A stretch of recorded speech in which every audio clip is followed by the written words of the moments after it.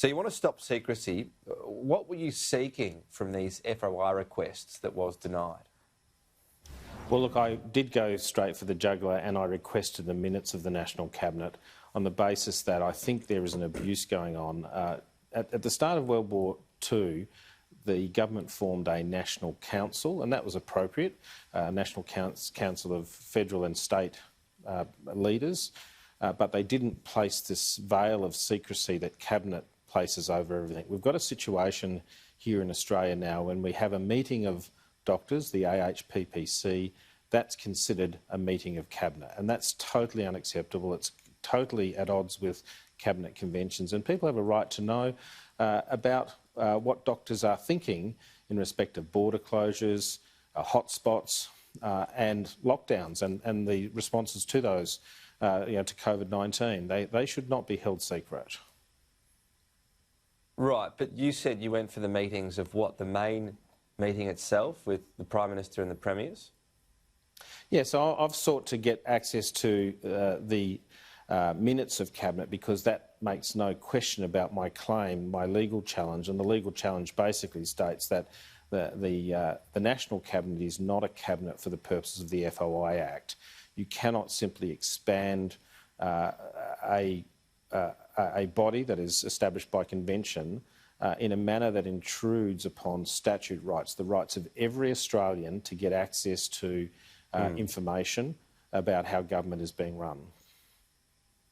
But I mean, if that were made public, essentially that meeting would no longer be private. I get what you're saying about health advice there, but what's the point in having these meetings? We're not going to have people being forthright, are we, in these types of meetings and perhaps getting some agreements if they know that anything they could say could be out in the public forum?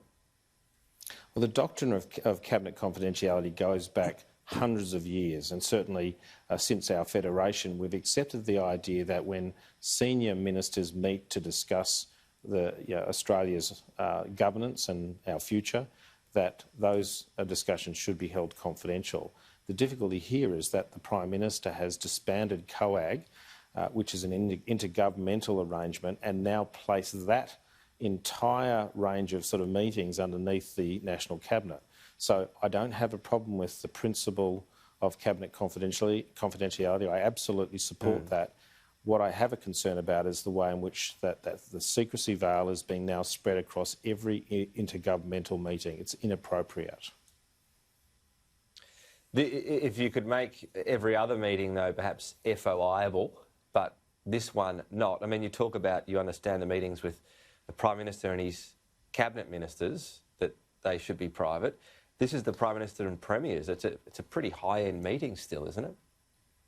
It is, but we can see already that the National Cabinet, in some sense, is falling apart, unable to meet or to reach agreement on borders. We've just heard from Matthias Cormann, and by the way, I fully support his position on that, on the West Australian-South Australian border. But we have disagreements now about what is the definition of a hotspot. We've got awkwardness about how many people should be coming back to Australia and being repatriated in each of the different states. We've got the National Cabinet meeting not meeting for another 3 weeks, and Premiers coming out now after these National Cabinet meetings and doing their own press conferences. The thing is falling apart.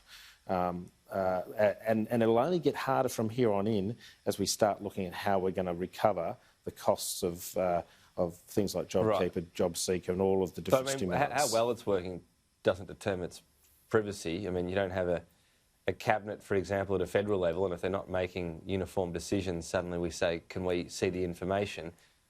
That's not actually an argument for whether it should be private or not, is it?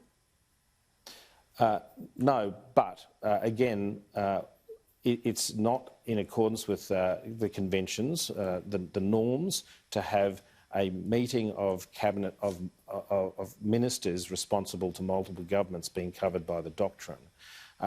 What I want to see is transparency around some of these big decisions and the ability for the Australian population to weigh into the discussions, to, that's how democracies work, is that the citizens whom the government serve get to have a say. University reforms, they're now up to your former party, Centre Alliance, because of Jackie Lambie's position and your own as well. the main issue of Centre Alliance seems to be getting more funding for South Australian universities, putting them in a different category. What do you make of that approach? Look, I think it's an absolute mistake. Jackie Lambie picked up on this extremely well. This is not just about universities. Centre Alliance can negotiate back some of the losses that the South Australian universities will have under this bill, but it does nothing for the students, it does nothing for the parents that will have to pay, on average, 9% more for a degree. We're going to burden our young people for life with additional debt. You know, it's contrary to what we need to be doing, which is actually investing in education as we move forward. We've got to make sure that we have a well-educated workforce out into the future, and this bill simply burdens students and potentially parents with debt. Right. So, and just on this, we're nearly out of time, sorry, but obviously, as a senator, your main role is to stand up for your state. Do you see this as too simplistic, if this is what Centre Alliance is after, that you need something that's also broadly good policy? Well, I think it does need to be broad policy, but even for South Australia, any changes they have to university funding is just putting a band-aid on a broken bone. All right. We'll talk again soon, Rex Patrick. Thank you. Thank you, Tom.